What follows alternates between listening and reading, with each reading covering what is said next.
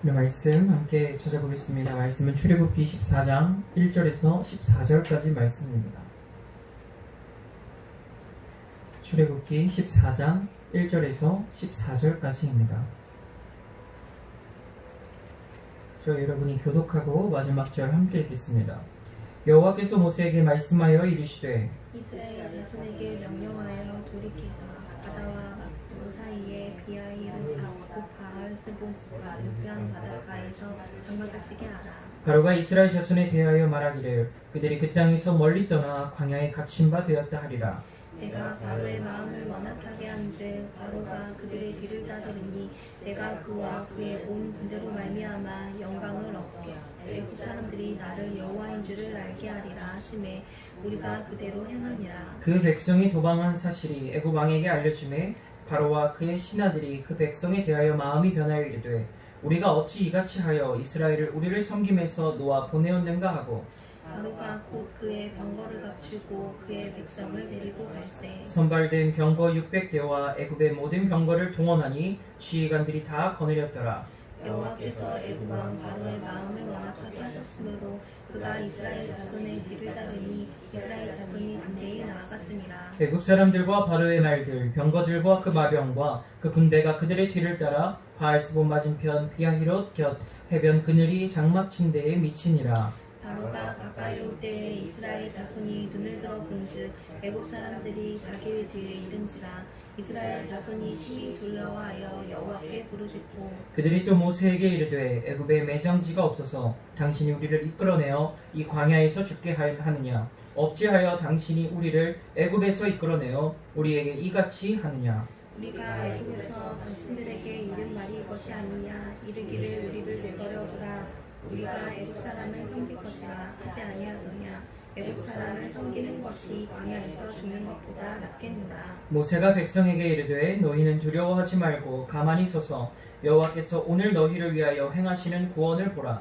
너희가 오늘 본 애굽 사람을 영원히 다시 보지 아니하리라. 여호와께서 너희를 위하여 싸우시리니 너희는 가만히 있을지니라. 아멘. 기도하겠습니다. 사랑과 은혜가 풍성하신 하나님 감사드립니다. 하나님 아버지께서 거룩한 주의를 붙잡아 주시고 인도하여 주셔서 하나님께 온전히 바치는 날로 삼아 주심에 감사드립니다. 하나님 우리가 오늘 하루를 주님께 드리고 하나님께 예배를 드릴 때에 이번 한 주간도 주님 안에서 승리하는 삶을 살아갈 수 있는 힘을 얻게 하여 주시옵소서. 하나님이 항상 우리와 함께 하신다는 것을 기억하고 또한 결단할 수 있는 시간 되게 하여 주시고 아버지 이 시간이 끝나고 돌아가는 발걸음 가운데서는 주님께서 우리와 함께 하신다는 믿음의 충만한 은혜가 있게 하여 주시옵소서. 주께서 함께 하여 주실 것 믿사오며 살아계신 예수 그리스도의 이름으로 기도드렸습니다. 아멘. 할렐루야. 오늘도 말씀이 여러분들의 삶 가운데 임하시기를 간절히 소망합니다. 드디어 이제 이스라엘 백성들이 출애굽을 하게 되었어요. 이전까지는 어디에 영토에 있었냐면 아직까지는 애굽의 영토였어요. 오늘 말씀에 나오는 믹돌이라는 지역이 있는데 그 믹돌을 지나서 이제 그 믹돌과 바다 사이에 비하히롯이라는 곳, 그곳에 장막을 치게 하나님이 하셨다라고 하는데 이 믹돌이라는 지역은요 애굽의 경계의 끝에 있는 도시예요. 그래서 애굽이라는 나라의 경계의 끝에 있는 지역이 믹돌인데 그 믹돌이라는 지역을 이제 벗어나게 된 거예요.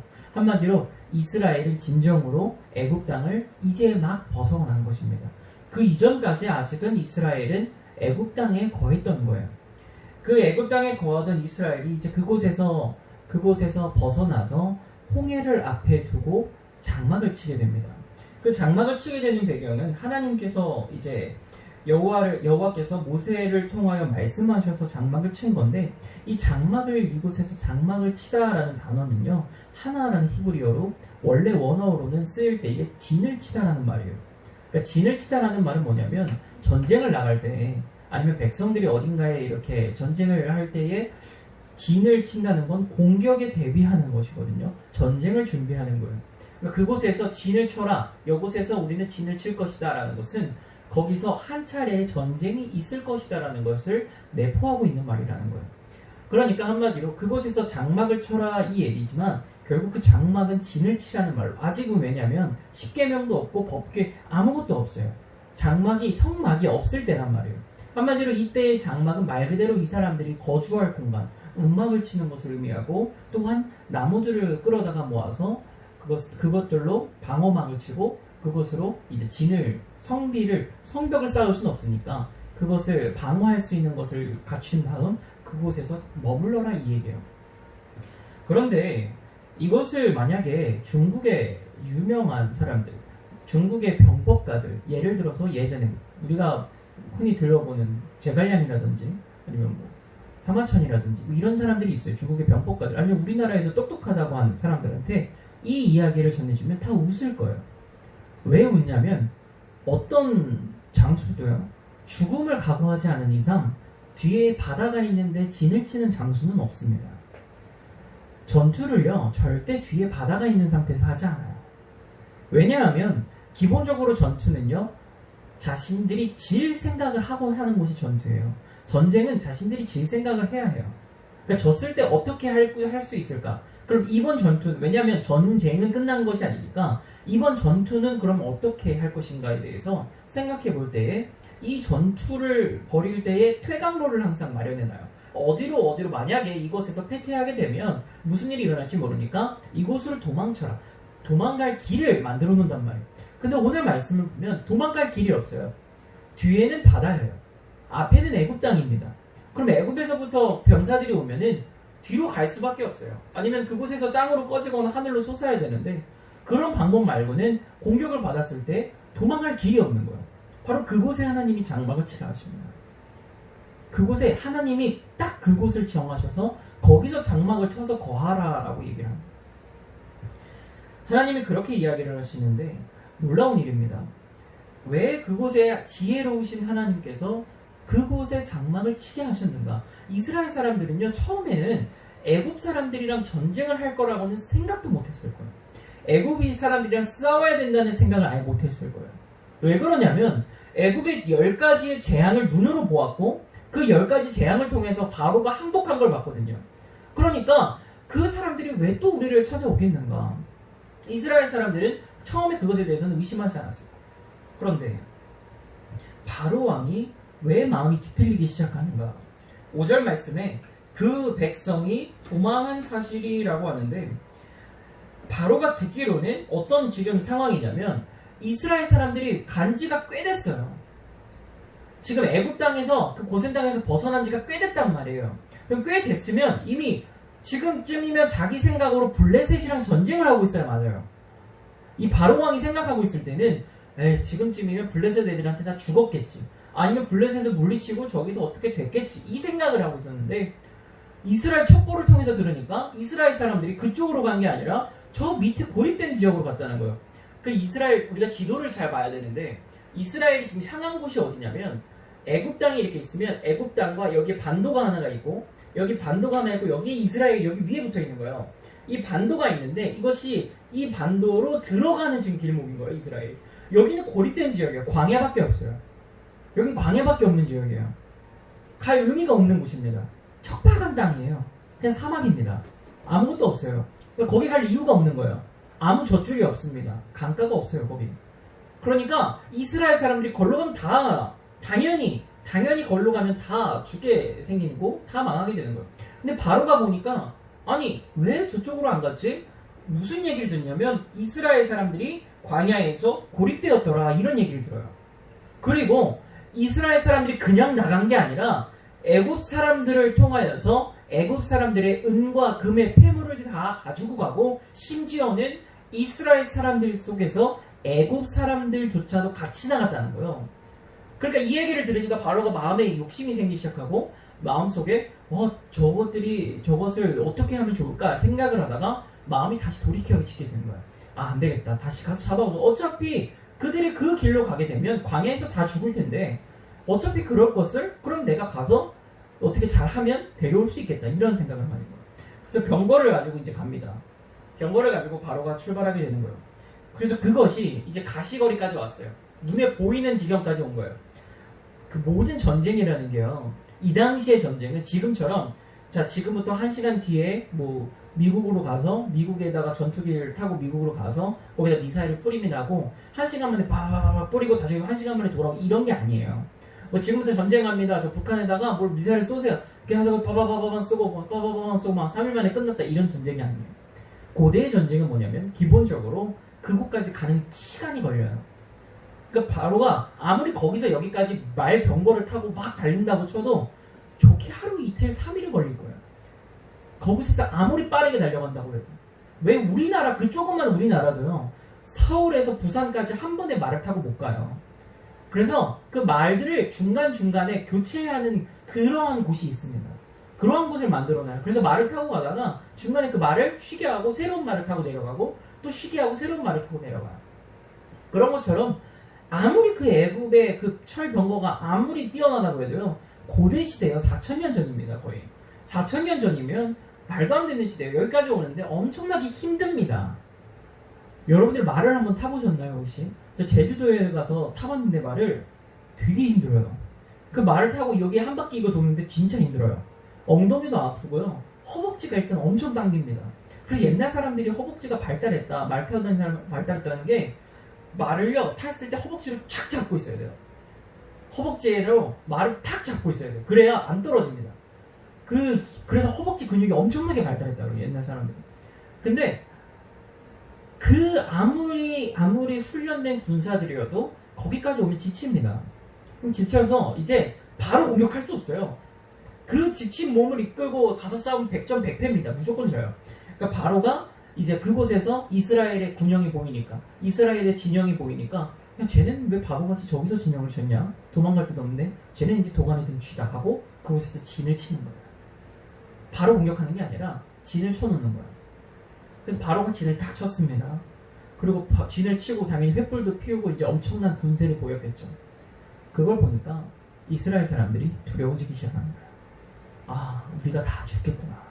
바로가 화가 났다. 저 정도의 군사면, 왜냐면 이스라엘 사람들은 거기서 400년을 넘게 있었어요. 그럼 400년을 넘게 있었다는 얘기는 무슨 말이냐면 그곳의 군사력을 대충 알아요. 여러분들도 알고 있잖아요. 우리나라 군사력이 어느 정도 되는지. 그러면 우리나라가 만약에 무슨 전쟁을 하는데 어느 정도의 군사력을 쓴다? 그럼 대충 우리나라 국민들은 알아요. 우리나라가 약간 힘을 뺐네? 우리나라가 정말 총동원했네? 애국 사람들, 지금 이스라엘 사람들이 보니까 바로가 눈이 돌아간 거예요. 다 왔어요. 다. 애국의 전 병력이 다 온 거예요. 그러니까 그걸 보고 이스라엘 사람들이 두려워 떨기 시작한 거예요. 우린 다 죽게 되었다. 우린 다 죽게 되었다. 그래서 모세를 향해서 이야기합니다. 아니, 이집트에선 우리가 죽을 자리가 없어서 이 광야까지 끌고 와서 우리를 다 죽게 만들려구나. 아니, 이집트에선 우리가 죽게 될 곳이 없고 누울 곳이 없어서 이 광야에서 우리를 다 죽게 하려는다. 막 따지는 거예요.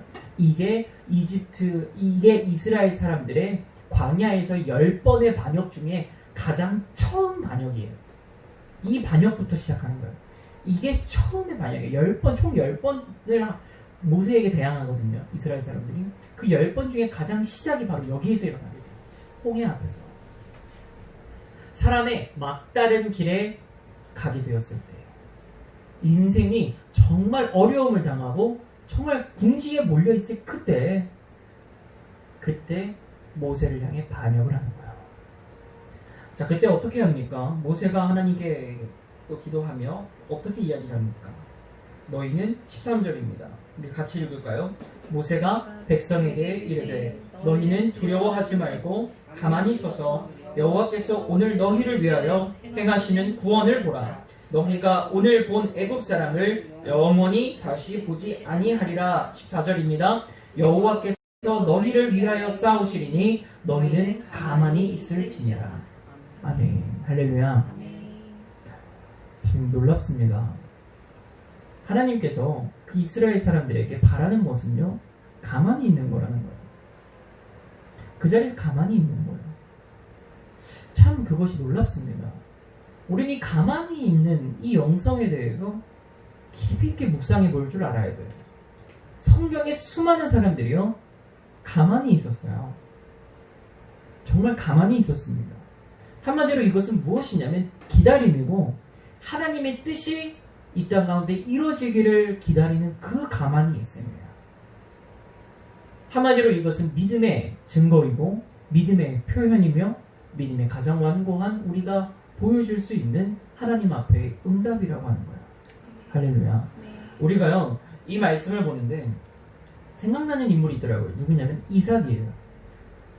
이삭이요, 그 젊을 때에 100세가 된 아버지 아브라함이 자신을 죽이려고 해요. 자신을 죽여서 번제단에 바치려고 하는데 어떻게 하냐면 가만히 있어요. 가만히 있습니다. 가만히 있어요. 그것이요, 아무것도 아닌 것 같은데 하나님이 너를 바치라고 하셨다라는 아브라함의 말에 그 순종하는 가만히 있습니다. 오늘 말씀을 보면 어떻게 되냐면 결국 어떻게 됩니까? 이스라엘 백성들이 진짜 가만히 있어요. 어떻게 가만히 있겠습니까? 여러분들한테는 가만히 있을 수가 있겠습니까? 눈앞에는 이미요, 우리랑 비교할 수 없는 군세가 있어요. 뭐 이스라엘 사람들이 200만 명이라고요? 장정만 60만 명이에요. 그 사람들은요, 오합지졸이에요. 아무리 60만 명이 있으면 뭐합니까? 애국은요, 정의의 부대가 다 왔어요. 병거를 타고 있는 사람들이 다 왔단 말이에요. 그 철병거를 타고 있는 사람들이 휩쓸고 다니면, 그 사람들이 마차 하나 타고 말을 타고 휩쓸고 다니면 10명, 20명은 우습습니다. 우스워요. 그대로 밀고 들어가면 그냥 다 죽는 거예요. 그런데 그러한 상황 속에서 얼마나 무섭겠어요. 두렵겠어요. 자신들의 무기력함을 느끼겠어. 그런데 가만히 있었다는 거예요. 모세가 하나님을 통하여서 가만히 있어라 라고 얘기하니까 하나님의 도우심을 깨닫고 가만히 있는 거예요. 왜냐? 그들은 알고 있어요. 이 애굽이 어떤 재앙을 받았고, 할렐루야, 그 가운데 자신들이 어떻게 구별함을 얻었고, 그 가운데에서 하나님께서 우리 자신들을 어떻게 인도하여 주셨는지 그걸 기억한 거예요. 그래서 잠잠해지는 거예요. 근데 주님 앞에 잠잠해졌어요. 이것이 우리에게 지금 필요한 영성인 줄로 믿습니다. 예수님께서요, 겟세마네 동산을 가십니다. 그 겟세마네 동산에서 기도하시는데 어떻게 기도하시냐? 하나님이여, 아버지여, 이 잔을 내게서 멀리하여 주시옵소서. 그 잔이 뭡니까? 인류를 위하여서, 모든 저와 여러분들을 위하여서 십자가에 달려 죽는 일이에요. 그 잔을 멀게 하여 달라고, 치워달라고 얘기를 하십니다. 그랬는데 하나님으로부터의 응답이 없자 어떻게 하시냐? 내 뜻대로 마옵시고 아버지의 원대로 하옵소서라는 말을 하시고 가만히 있는 거예요. 그래서 군인들이 예수님을 잡으러 오셨을 때에도 가만히 있는 거예요. 하나님의 역사를 위해서 때로는 우리는 가만히 그 자리에 멈춰 서야 할 때가 있을 줄로 믿습니다. 그것은 실제적으로 우리가 가만히 서야 되는 경우가 있어요. 정말로 우리가 그 자리에 멈춰 서야 하는 경우가 있습니다. 어떤 일이 있습니까? 사도 바울이요, 아시아라는 곳을 가려고 해요. 제가 그때도 말씀드렸지만 아시아는 우리가 살고 있는 이 아시아가 아니에요. 그 아시아가 아닙니다. 이 사도 바울이 말하는 아시아는 에베소가 있는 그 아시아예요. 그것도 아시아라고, 거기 지역을 아시아라고 부르는 지역이에요. 우리가. 근데 그 아시아로 가려고 했는데 그곳을 못 가게 했어요. 하나님께서 그곳을 못 가게 하셨어요. 그래서 어떻게 했냐면 그 북쪽에 있는 다른 곳으로 가려고 했어요. 바울이. 그곳을 큰 도시예요. 그러니까 베드로는 에베소도 가고 그 큰 도시도 가서 좀 큰 도시에서 많은 사람들을 사역하려고 했어요. 그런데 하나님은 그 길을 막으시고 그 자리에 멈춰서게 했어요. 그러더니 바울이 어떻게 합니까? 가만히 있어요. 그리고 그 자리에서 하나님이 보여주시는 마케도냐를 따라서 길을 가게 된다는 거예요.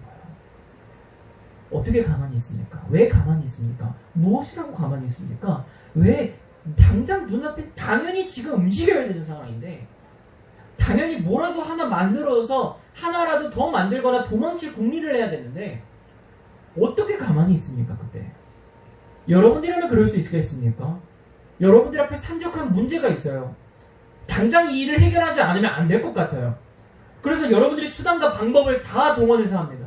그때 어떻게 가만히 있습니까? 여러분들 정말 가만히 있을 수 있겠습니까? 그때 저는 인생에서 참 귀한 경험을 하나님이 하게 해주신 것 같아요. 제가 작년에 그런 일이 있었습니다. 그것을 준비하는데, 뭔가를 이렇게 준비하는 과정 가운데 있는데 다 된 거예요. 이제 다 됐어요.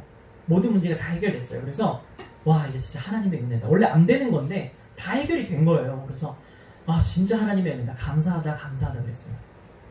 근데 정말 감사하게 그 하나님이 모든 문제 해결해서 감사했는데 갑자기 그 전화를 딱 한 6시쯤 전화를 아직도 기억나요. 정확히 6시쯤이에요. 딱 제가 퇴근할 때였는데 딱 전화를 받았는데 갑자기 가장 큰 문제가 안 된다는 거예요.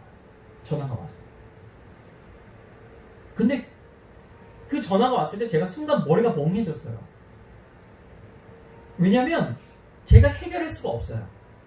사실 제 체감으로는 그 홍해 앞에 선 이스라엘이랑 마음이 똑같았어요. 왜냐면 더 이상 방법을 강구할 게 없어요. 그거는 어떻게 할 수 있는 방법이 아무것도 떠오르지 않는 거예요.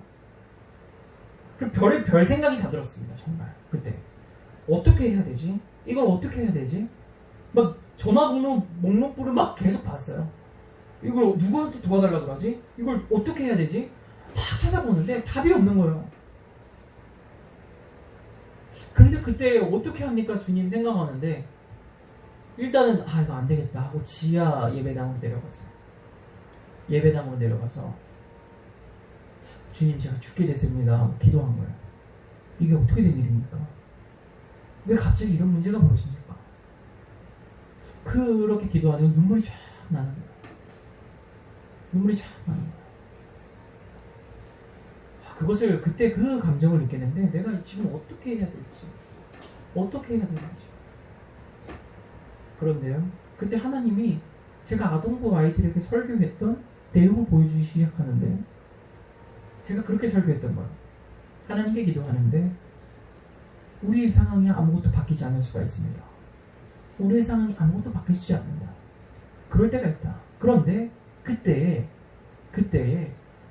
하나님께 기도하는데 가만히 아무것도 하지 못하고 아무런 상황이 바뀐 게 없는데 우리의 마음이 평안해지기 시작하는 때가 온다. 그때 하나님의 성령이 임하는 거다. 그렇게 얘기를 한 적이 있어요. 근데 그 얘기가 마음속에 깨달아지기 시작하는데 갑자기 제 마음이 평안해지기 시작하는 거예요. 그러면서 이 문제가 정말 큰 문제였어요. 해결할 수가 없는 문제였습니다. 그래서 나는 그냥 망했다 생각했어요. 솔직히 저는 망했다. 이건 이제 어떻게 해야 될지 이거 모르겠다. 이 문제를 어떻게 수습할 수 있을까? 근데 기도하는데 점점 그 마음이 풀어지기 시작하는 거야. 상황 아무것도 안 바뀌었어요.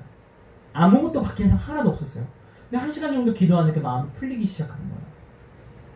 그리고 나서 돌아가는데 아직도 기억합니다. 8시 20분쯤 다시 전화가 왔어요. 된다는 거야. 이럴 때 원래 아멘을 좀 하셔야 돼요. 할렐루야. 할렐루야. 저는 그 당시에 그때 그래서 울었어요. 진짜 그 정도였습니다. 딱 된다는 그 얘기를 듣는데 그분도요 저한테 너무 미안해가지고 이걸 어찌 할 바를 몰랐다는 거예요. 그래서 이걸 어떻게 하지 막 그러셨다는 거예요. 근데 저는 그분의 전화를 받는데 저는 그분의 순전한 노력이라고 생각을 하지 않습니다. 하나님이 그 문제가 해결되게, 할렐루야. 그리고 그 이전부터 이미 하나님께서는 제가 영적 전쟁을 싸워야 할 것을 아시고 그 상황을 던져주시고 해결해 주신 줄로 믿게 되더라는 거야. 할렐루야. 그걸 여러분들에게 믿어라라기보다 제가 그걸 그렇게 믿는다라고 하는 거야. 이스라엘 백성도 마찬가지입니다. 이렇게 하고 나서 어떤 일이 벌어지냐, 모세가요 명령합니다. 바다로 손을 들이면서 명령하는데 지팡이를 짚고 명령해요. 근데 우리가 한 가지 이게 오류가 있어요. 왜 우리가 이집트의 왕자 영화를 보면 모세가 지팡이를 탁 쥐고 멋있게 하나님이여 하고 딱 한 다음에 그러니까 바다가 쫙 갈라진다고 생각하잖아요. 정말 하고 이렇게 갈라져요. 바다가. 그러지 않았어요. 성경을 가만히 자세히 보십시오. 가만히 자세히 보시면요 딱 이렇게 기도하는데 어떻게 하냐면 21절의 말씀을 보세요. 모세가 18장 21절입니다. 모세가 바다 위로 손을 내밀매 여호와께서 큰 동풍이 밤새도록 바닷물을 물러가게 하시니, 밤새도록 그랬어요. 밤새도록 물러가게 하시니 그 다음에 무엇입니까? 물이 갈라져 바다가 마른 땅이 돼버렸다는 거예요. 그러니까 모세가 쫙 하고 쫙 바다를 가른 게 아니라 사람들이 없었습니다. 사람들이 없었어요. 그걸 쳐다보고 있는 게 아니라 새벽부터 이제 사람들이 나오기 시작하니까 보는 거야. 바다가 없어져 있는 거야. 할렐루야. 할렐루야. 이스라엘 사람들의 히브리 사람들에게 바다는 무엇이라고 제가 누누이 말씀드렸냐면 스올이 있는 곳이에요. 지옥이란 말이에요. 사람 죽어서 지옥에 갔을 때 그곳에 간다고 생각했어요. 근데 그 상징적인 의미도 있는 겁니다. 바다가 다 말랐다. 한마디로 뭐냐면 구원의 길이 열렸다는 거예요. 할렐루야. 그러니까 우리가 가만히 있을 수 있는 그 신앙은요, 구원과 연관이 되어 있다. 구원과 연관이 되어 있는 것이다. 우리가 예수님을 믿는 데 있어서 예수님을 믿고 우리가 모든 어려움 가운데에 가만히 있을 수 있는 사람은 구원함을 받은 백성이라는 거예요. 할렐루야. 구원함을 받은 백성들의 특징이라는 겁니다. 가만히 있을 수 있어요. 왜냐? 나를 지으시니까. 할렐루야. 이 세상을 창조하시니까 이 모든 문제 가운데도 섭리하시고 역사하시고 전능하신 바로 그 하나님 아버지가 나를 지으시고 이 상황에 처하게 하셨는데 당연히 하나님이 해결해 주실 것이다. 그 믿음이 있다는 거예요. 전도서 12장 1절의 말씀에 있습니다. 너희는 청년의 때라고 기록하고 있지만 결국 너희는 모든 때에 창조주 너희 하나님을 기억해라. 할렐루야. 여러분들 기억하시기 바랍니다. 여러분들의 구원이 어디서 오는가? 내 삶이 어떻게 인도됐는가? 지금까지 내가 어떻게 살아왔나? 하나님이 요소마다 어떻게 역사하여 주셨나? 그걸 생각하면 여러분들이 지금 분명히 처한 문제가, 사람은요 누구나 마찬가지입니다. 누구나 지금 이 순간에 문제가 없는 사람은 없어요. 문제가 없을 수가 없어요. 사람은 누구나 문제가 있습니다. 누구나 고민하고 있는 일들이 있어요. 그럴 수밖에 없습니다. 그리고 누구나요 자신이 감당 못하는 것 같은 문제가 생길 수가 있어요. 그러면 하나님은 분명히 얘기하십니다. 사람이 감당할 만한, 내가 뭔가를 노력해서 이겨낼 수 있을 만한 시련은 주시는데 그렇지 아니한 시련은 하나님께서 싸워서 이겨주신다는 거예요. 할렐루야. 하나님의 그 말씀을 기억하시기 바랍니다. 가만히 있어라. 너희는 잠잠하라. 가만히 있어라. 그 말씀이 여러분들의 삶에 새겨지고 여러분들의 마음을 주장하고 구원으로 이르는 길을 이르는 저 여러분들 되시기를 간절히 소망합니다. 기도하겠습니다. 사랑과 은혜가 풍성하신 하나님 감사드립니다. 우리가 모든 문제와 역경을 만날 때마다 하나님을 믿는 믿음으로 가만히 있을 수 있는 그 신앙이 있기를 소망합니다.